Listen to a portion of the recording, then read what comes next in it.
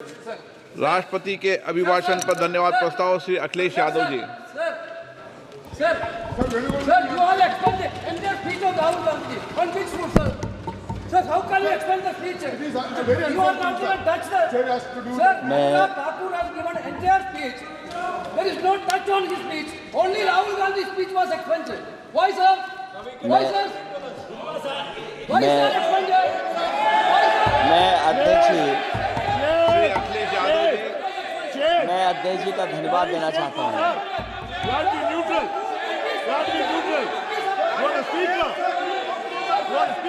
अध्यक्ष महोदय,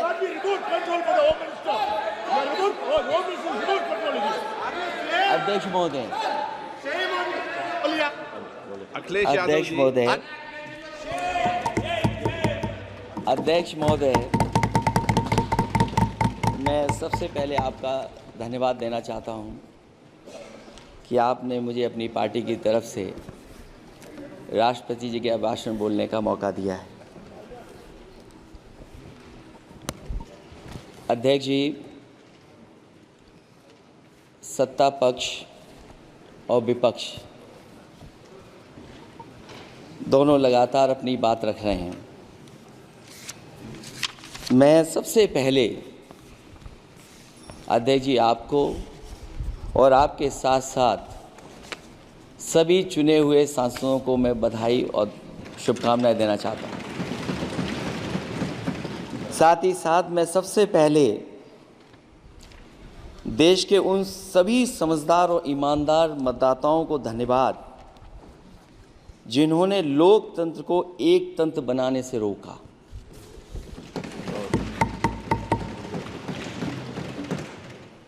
चुनाव के समय पर अध्यक्ष जी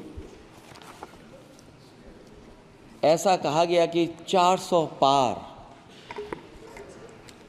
मैं समझदार जनता को फिर एक बार धन्यवाद दूंगा और मैं कुछ कहना चाहता हूं कि आवाम ने तोड़ दिया हुकूमत का गुरूर, दरबार तो लगा है पड़ा गमगीन में बेनूर है पर।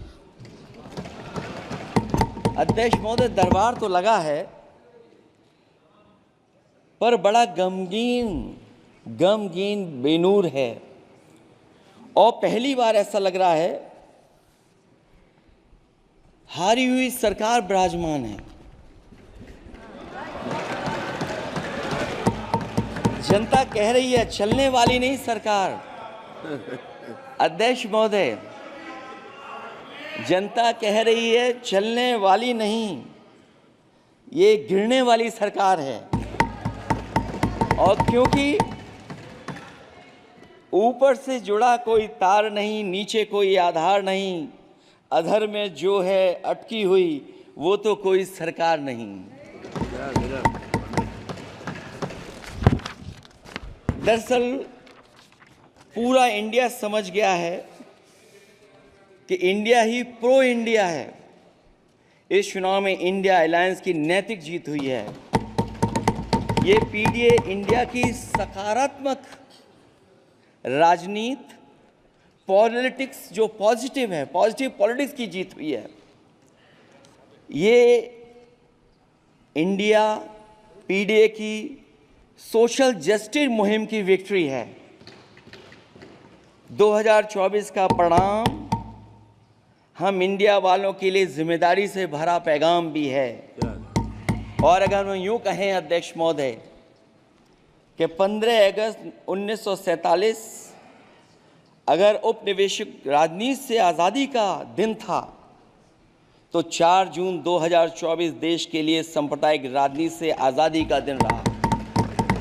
ये सांप्रदायिक राजनीति के अंत और सामुदायिक राजनीति की शुरुआत है। जहां सांप्रदायिक राजनीति का अंत हुआ है वहीं सामुदायिक राजनीति की शुरुआत हुई है। सबसे अच्छी बात हुई ये है कि इस चुनाव में सांप्रदायिक राजनीति की हमेशा के लिए हार हो गई। अध्यक्ष महोदय, कहने को सरकार ये कहती है कि ये 5th लार्जेस्ट इकोनॉमी बन गई है और जीडीपी के मामले में 5th वर्ल्ड की इकोनॉमी बन गई है। लेकिन अध्यक्ष मोदी, ये सरकार क्यों छिपाती है कि अगर ये हमारी सबसे लार्जेस्ट इकोनॉमी, अगर हम 5वें नंबर पर हैं, तो हमारे देश की पर कैपिटा इनकम, प्रति व्यक्ति आय हमारे किस स्थान पर पहुंची है। और हम लोगों ने तो अध्यक्ष महोदय देखा है कि अगर दिल्ली की सरकार ने कहा होगा कि $5 ट्रिलियन की इकोनॉमी बनेगी, तो जहां से प्रधानमंत्री जी चुन करके आते हैं, वहाँ का प्रदेश के सरकार भी कह रहे कि हम $1 ट्रिलियन इकोनॉमी बना लेंगे। देश की इकोनॉमी कहाँ पहुँच गई, पर कैपिटा इनकम क्या है। लेकिन अगर उत्तर प्रदेश की इकोनॉमी को अगर $1 ट्रिलियन की इकोनॉमी बनना है तो कम से कम 35% की ग्रोथ चाहिए। मुझे नहीं लगता है कि 35% की ग्रोथ उत्तर प्रदेश पा पाएगा। हम हंगर इंडेक्स में कहाँ खड़े हैं, नीचे से कहाँ हैं। जो 5th लार्जेस्ट इकोनॉमी की बात कर रहे हैं, वो इनइक्वालिटी के पैरामीटर पे कहाँ खड़े हैं, वो हैप्पीनेस इंडेक्स में कहाँ खड़े हैं। और जो लोग चुनाव को अपने तरीके से मोड़ते हैं, मैं उन्हें कहना चाहता हूं कि अध्यक्ष महोदय, इस चुनाव के परिणाम ने तोड़ने वाली राजनीति को तोड़ दिया है और जोड़ने वाली राजनीति की जीत हुई है। इस चुनाव में धन छल बल की नकारात्मक राजनीति की शिकस्त हुई है। ये चुनाव जो देश का हुआ, ये सकारात्मक राजनीति का नया दौर शुरू हुआ है। इस बार प्रो कॉन्स्टिट्यूशन वालों की जीत हुई है। हम मानते हैं संविधान ही संजीवनी है, उसी की जीत हुई है। ये संविधान मंथन में संविधान रक्षकों की जीत हुई है। अब ऊपर से नीचे की राजनीति का अंत हो गया है। अब नीचे से जो समाज की जो आवाज़ उठेगी, वही राजनीति का आधार बनेगी। मैं कहना चाहता हूं कि देश किसी की व्यक्तिगत महत्वाकांक्षा से नहीं, जन आकांक्षा से चलेगा। मतलब अब मनमर्जी नहीं, जनमर्जी चलेगी। इस चुनाव का बड़ा पैगाम यही है।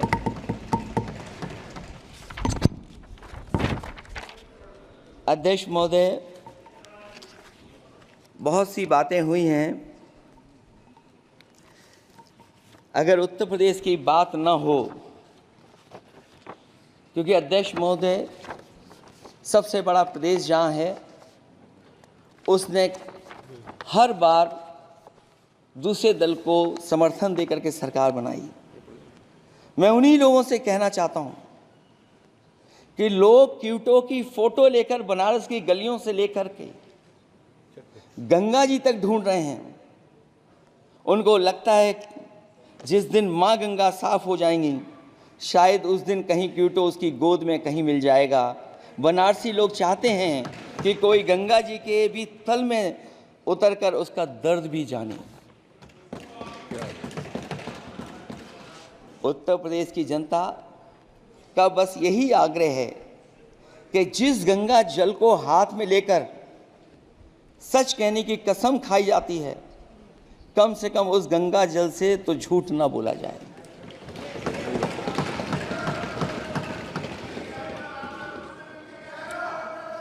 जहां विकास के नाम पर खरबों रुपए की लूट का राज खोलते भ्रष्टाचार के गड्ढे प्रदेश का नाम खराब कर रहे हैं, वहीं पहली बारिश में ही टपकती हुई छत और गिर चुकी स्टेशन की दीवार बेईमानी की निशानी बन गई है। अध्यक्ष महोदय, विकास का ढिढोरा पीटने वाले इस विनाश की जिम्मेदारी कब लेंगे? और रही सच्चे विकास की बात, तो हमने जो सड़क बनाई उस पर हवाई जहाज उतरे थे और उत्तर प्रदेश की मुख्य नगरी में सड़कों पर नाव उतरी हैं। और अभी बारिश और हो जाएगी तो नाव से भी चलना पड़ेगा। यही स्मार्ट सिटी के जुमले का भी हाल है। न तो जाम से छुटकारा मिला, न बुनियादी सुविधाओं से कोई निजात मिली, न कोई बुनियादी सुविधाएं मिल पाई हैं। मुझे याद है अध्यक्ष महोदय, देश के प्रधान सांसद जी ने अनाथ पशुओं के बारे में बहुत कुछ कहा था। अनाथ पशुओं की समस्या से छुटकारा दिलवाने के लिए कब वादा किया हुआ, लेकिन कई चुनाव बीत गए हैं, अभी तक गन्ने का भुगतान 2 हफ्ते का वचन जो दिया था, कहां दिया था? अब तो वचन देने वाले को भी याद नहीं है। हर बात को जुमला बना देने वाले लोगों के ऊपर से जनता का भरोसा उठ गया है। इसीलिए बहुमत की सरकार नहीं है, ये सहयोग से चलने वाली सरकार है। डबल इंजन के नाम पर उत्तर प्रदेश को टकराहट के सिवा कुछ हासिल नहीं हुआ है। उत्तर प्रदेश में प्रभुत्व की लड़ाई 2 लोगों को आपस में लड़ा रही है, लेकिन उसकी मार जनता को सता रही है। पिछले 10 सालों की उपलब्धि बस इतनी रही कि एक शिक्षा परीक्षा माफिया का जन्म हुआ।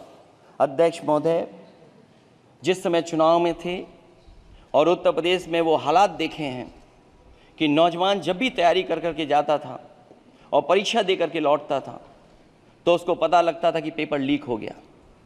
और उत्तर प्रदेश में केवल एक पेपर लीक नहीं हुआ है, जितनी भी परीक्षाएं हुई हैं सब पेपर लीक हुए हैं। केवल उत्तर प्रदेश ही नहीं, मैं माननीय सांसद की तरफ से सुन रहा था, कई ऐसे प्रदेश हैं जहां पर परीक्षाएं देने तो बच्चे गए, लेकिन वहां भी पेपर लीक हो गया। और अभी जब 4 जून को रिजल्ट आया, उसके बाद जो बात उठी है, देश की सबसे प्रेस्टिजियस परीक्षा, उसका भी पेपर लीक हो गया। और आखिरकार ये पेपर लीक हो क्यों रहा है? सच्चाई तो ये है कि ये सरकार पेपर लीक इसलिए करा रही है कि सरकार नौकरी नहीं देना चाहती, रोजगार नहीं देना चाहती, उन नौजवानों का भविष्य नहीं बनने देना चाहती। पिछले 10 सालों की उपलब्धि बस इतनी रही है कि एक शिक्षा परीक्षा माफिया का जन्म हुआ है, जिसने तथाकथित अमृत काल में युवाओं के भविष्य की आशाओं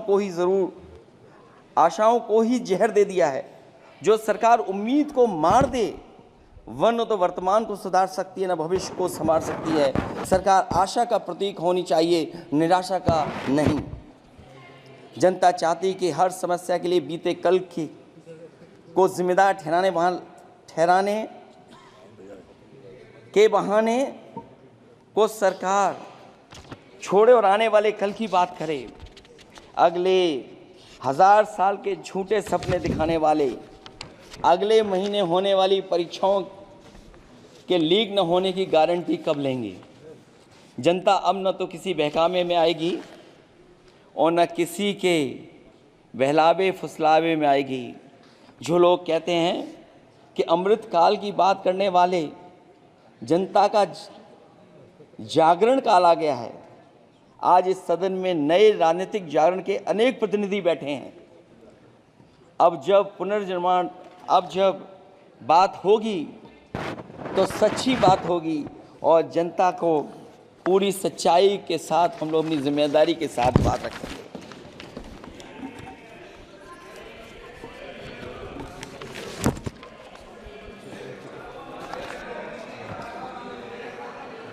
अध्यक्ष महोदय,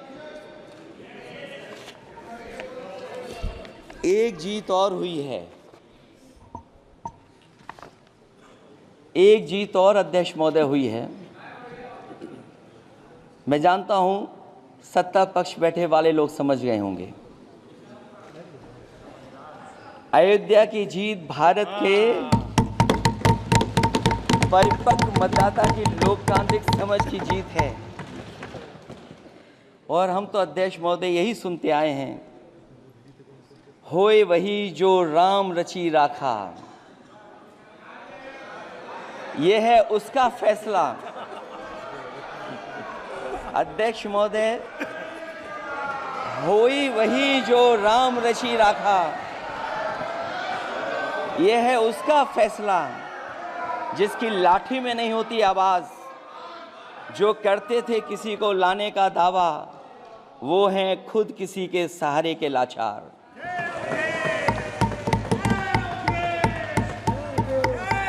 अध्यक्ष महोदय,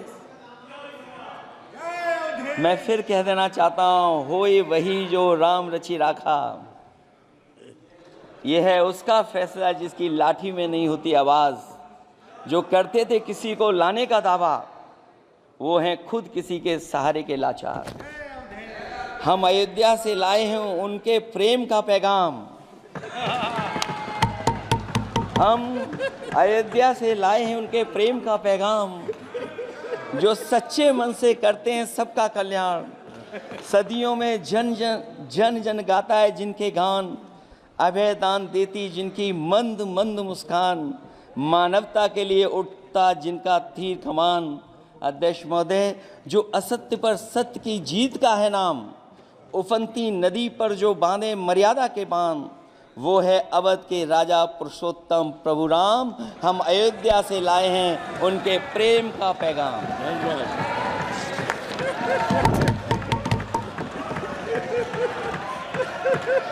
अध्यक्ष महोदय,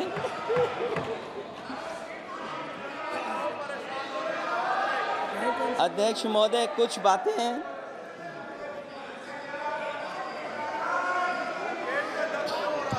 अध्यक्ष महोदय, कुछ बातें समय और काल से परे होती हैं, इसलिए आज यहाँ उत्तर प्रदेश के सदन में पढ़ा गया एक शेर याद आ गया, जो तब सही था अब और सही साबित हो रहा है। इजाजत हो अध्यक्ष जी तो मैं अर्ज करूं। हजूरे आला आज तक खामोश बैठे हैं इसी गम में। हजूरे आला आज तक खामोश बैठे हैं इसी गम में।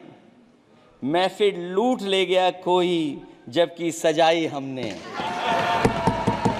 योगी जी के लिए, योगी जी के लिए।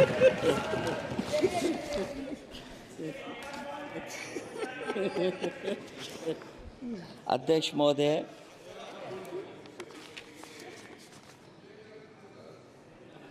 मैं मॉडल ऑफ कंडक्ट जब चुनाव हुआ, लागू हुआ, उस समय मैंने देखा कि कुछ लोगों पर मेहरबान रही सरकार और कमीशन भी। कई, मैं बहुत डिटेल में नहीं जाना चाहता हूं अध्यक्ष महोदय, लेकिन कहीं ना कहीं प्रश्न उस संस्था पे भी लगा है, और अगर उस संस्था पर प्रश्न लगा है तो लगाने वाली सरकार की वजह से लगा है। इसलिए अगर निष्पक्ष होगी वो संस्था, तो न केवल हमारा लोकतंत्र स्वस्थ होगा, बल्कि हमारे लोकतंत्र और मजबूत दुनिया में दिखाई देगा। अध्यक्ष महोदय, ईवीएम पे मुझे कल भी भरोसा नहीं था, आज भी नहीं भरोसा। मैं 80 के 80 सीट जीत जाऊं तब भी नहीं भरोसा। और मैंने अपने चुनाव में कहा था अध्यक्ष महोदय कि ईवीएम से जीत करके ईवीएम हटाने का काम करेंगे। न ईवीएम का मुद्दा मरा है, न जाएगा खत्म। जब तक ईवीएम नहीं हटेगी, हम समाजवादी लोग उस बात पर अड़ग रहेंगे। उत्तर प्रदेश अध्यक्ष महोदय वो प्रदेश है जिसने सरकार बीजेपी की बनवाई, एक बार नहीं 2 बार बनवाई, और उसी उत्तर प्रदेश के साथ कितना बड़ा भेदभाव, उत्तर प्रदेश के साथ बड़ा भेदभाव। मुझे याद है वो दिन जब प्रधानमंत्री जी एयरफोर्स के सबसे भारी वाहन हवाई जहाज से उतरे थे सड़क पर। वो अलग बात है कि उस प्रदेश के मुख्यमंत्री उनके साथ नहीं बैठ पाए थे, लेकिन वो एक्सप्रेसवे जो बना था और आज भी जो उत्तर प्रदेश में बन रहे हैं, वो उत्तर प्रदेश के बजट से बन रहे हैं। लेकिन दिल्ली की तरफ से कोई एक्सप्रेसवे अभी नहीं दिया गया है। न केवल इंफ्रास्ट्रक्चर में भेदभाव हुआ है, बल्कि हमें याद है कि प्रधानमंत्री जी ने बड़े पैमाने पे गांव गोद लिए थे। और सोचिए, अगर देश के प्रधान सांसद अगर किसी गांव को गोद ले लें और उस गांव की तस्वीर न बदले, तो शायद मैं नहीं समझता हूं कि किसी गांव की तस्वीर 10 साल में बदली होगी। मुझे वो गांव जिसको उन्होंने गोद लिया, जो प्रधानमंत्री जी की आदर्श योजना थी उसके तहत जो गोद लिया गया था गांव, वो 5 वर्ष पहले खूब शोर हुआ था कि बनारस शहर की तरह डोमरी में चमचमाने लगे गया एक गांव। हकीकत में कुछ नहीं हुआ। उसकी दुर्दशा वैसी की वैसी है, जैसे था गांव वैसे ही का वैसा है। टूटी सड़कें, कच्ची पगडंडियां, उखड़े और टूटे हुए ईंट के खंजे, बदहाल हैंडपंप, पावरलूम और पंखे के जाली के कारखाने को आखिर कब तक रफ्तार मिलेगी जो उस गांव में काम होता था, लोग करते थे। खाली पड़े रसोई गैस के सिलेंडर, अंधाधुंध बिजली कटौती के बीच इस गांव के लोगों को हर सुबह मजदूरी की कभी ना खत्म होने वाली तलाश आखिर कब पूरी होगी। तो सोचिए, एक गांव की तस्वीर ये है। जो गांव कभी गोद लिया गया था, उस गांव की भी तस्वीर नहीं सुधर पाई है। जो भाजपा के स्मार्ट सिटी के झूठे सपने में गांव के लिए कोई जगह नहीं है। अपने गांव गोद लेने की जो बात कही थी, क्या वो भी जुमला था अध्यक्ष जी? पता नहीं जिस गांव को गोद लिया था उसका नाम भी किसी को याद है कि नहीं। मैं नाम पूछ करके किसी को शर्मिंदा नहीं करूंगा, क्योंकि अगर नाम याद है तो ये तो और भी बुरी बात है कि अपने नाम याद रखने के बावजूद भी कुछ नहीं किया। जिसे गोद लिया जाता है उसे अनाथ बनाकर छोड़ देना अच्छी बात नहीं है। और अगर तस्वीर अध्यक्ष महोदय बदली हो 10 साल में उन तमाम गोद लिए हुए गांवों की, तो मैं सत्ता पक्ष के लोगों से कहूंगा जरूर इस सदन में बात रखें, जरूर बताएं आप। जो बात कभी अध्यक्ष महोदय कास्ट सेंसस की उठी थी, हम उस कास्ट सेंसस के पक्ष में हैं कि बिना कास्ट सेंसस के सामाजिक न्याय संभव नहीं है। सबको हक दिला पाना मुश्किल है। अध्यक्ष महोदय, राष्ट्रपति जी के अभिभाषण में अग्निवीर को लेकर के जो चिंता विपक्ष की थी और देश के नौजवानों की थी, वो चिंता वैसी की वैसी बनी है। अध्यक्ष महोदय, मैं ये कहना चाहता हूँ, मैं खुद मिलिट्री स्कूल से पढ़ा हूँ। मेरे साथ के बहुत बड़े पैमाने पे लोग फौज में हैं। मैंने समय समय पे जो मेरे साथ पढ़े जो सीनियर थे उनसे भी जानकारी हासिल की है। बड़े बड़े ऑफिसर से मैंने पूछा है, वो शायद आपको न बता पाएँ, लेकिन दबी जुबान में उन्होंने कहा है कि देश की सुरक्षा के साथ अग्निवीर जैसी व्यवस्था लागू करने से समझौता हो रहा है। अध्यक्ष महोदय, किसी भी देश की सबसे बड़ी प्राथमिकता अगर कोई है तो वो देश की सीमाओं की सुरक्षा है। अग्निवीर जैसी व्यवस्था से कभी संभव नहीं है। अध्यक्ष महोदय, हम अग्निवीर व्यवस्था को कभी स्वीकार नहीं कर सकते हैं। आज नहीं कल, कल नहीं बाद में, जब कभी भी सत्ता में इंडिया गठबंधन आएगा, अग्निवीर व्यवस्था हमेशा हमेशा के लिए खत्म हो जाएगी। अध्यक्ष महोदय, जिन्होंने कहा कि हम आय किसानों की दोगुनी कर देंगे, आज किसान पूरा देश का देख रहा है कि उसकी आय कहां दोगुनी हो गई। और जिस तरह महंगाई बढ़ी है, सरकार बताए कि महंगाई इस बढ़ने पे उसकी आय कितनी होनी चाहिए। और जो इंफ्रास्ट्रक्चर की बड़ी बड़ी बातें की गई थी कि एमएसपी लागू करने के लिए एग्रीकल्चर सेक्टर का इंफ्रास्ट्रक्चर तैयार होगा, लेकिन जहां तक मैंने उत्तर प्रदेश में देखा है, अगर इस सरकार में एक भी नई मंडी बनी हो तो मुझे सरकार बता दे। अध्यक्ष महोदय, जो इंफ्रास्ट्रक्चर एग्रीकल्चर सेक्टर में बनाने की बड़ी बात कही थी, अगर सरकार की तरफ से एक भी मंडी 10 साल में बनी हो तो जरूर सरकार बताए। जो सरकार मंडी नहीं बना सकती है उस पर एमएसपी का भरोसा कैसे कर सकते हैं? जिन्होंने एमएसपी का भरोसा दिलाया था। हम अध्यक्ष महोदय आपके माध्यम से यही कहेंगे कि जो राष्ट्रपति के अभिभाषण में लीगल गारंटी एमएसपी को मिलनी चाहिए थी, वो क्रॉप्स को नहीं मिली है। न केवल फसलों को मिले बल्कि हॉर्टिकल्चर क्रॉप्स को भी एमएसपी देने का फैसला हो, जिससे कि हमारा किसान खुशहाल हो सके। साथ ही साथ ओपीएस की बात अभिभाषण में नहीं आई है। ओल्ड पेंशन स्कीम लागू हो, जिससे हमारे तमाम सरकारी कर्मचारियों का भविष्य बन सके। और देश की एक बड़ी आबादी जहाँ से मैं चुन करके आता हूँ, उत्तर प्रदेश, जहाँ बुनकर, न केवल उत्तर प्रदेश बल्कि देश के कोने कोने में बुनकर समाज के लोग बड़े पैमाने पर रह रहे हैं, लेकिन बुनकरों को जो सुविधाएं मिलनी चाहिए वो भी इस सरकार में नहीं मिल पा रही हैं। जो प्रदेश सरकारों ने कभी बुनकरों के लिए योजनाएं चलाई थीं, वो भी अध्यक्ष महोदय बंद कर दी हैं। मैं अंत में इतना ही कहना चाहूँगा कि इस सरकार ने नौजवानों को नौकरी नहीं दी है, नौकरी और रोजगार उनसे छीने हैं, बहुत नौकरी छीनी है।